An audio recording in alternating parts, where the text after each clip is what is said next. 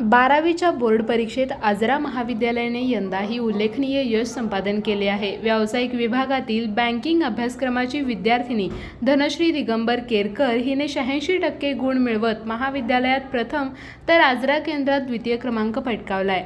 त्याच विभागातील सानिका सुतार हिने 85.50% गुणांसह महाविद्यालयात द्वितीय आणि केंद्रात तृतीय क्रमांक मिळवला। व्यावसायिक बँकिंग विभागाचा निकाल 100% लागला असून महेश्वरी दोरुगडे हिने 81.17% गुणांसह तृतीय क्रमांक मिळवला।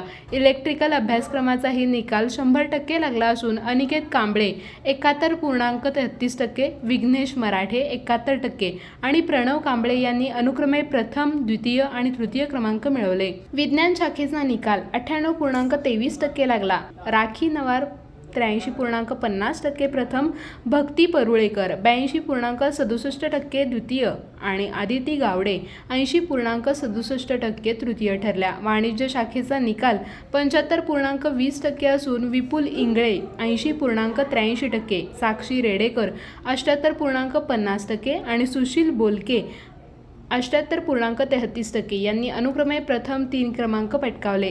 कला शाखेचा निकाल 80.85% लागला असून वंदना कस्तुरे 70.67% प्रथम, सिद्धिका शिखलगार 66.17% द्वितीय आणि माधुरी कांबळे 64.83% तृतीय आल्या। दरम्यान 1995-96 पासून सुरू असलेल्या बँकिंग अभ्यासक्रमाने सलग 30 वर्षे 100% निकालाची परंपरा कायम राखली असून यंदाही शिक्षकांनी ही परंपरा यशस्वीरित्या जपली आहे। विद्यार्थ्यांच्या यशाबद्दल सर्व स्तरातून अभिनंदन होत आहे।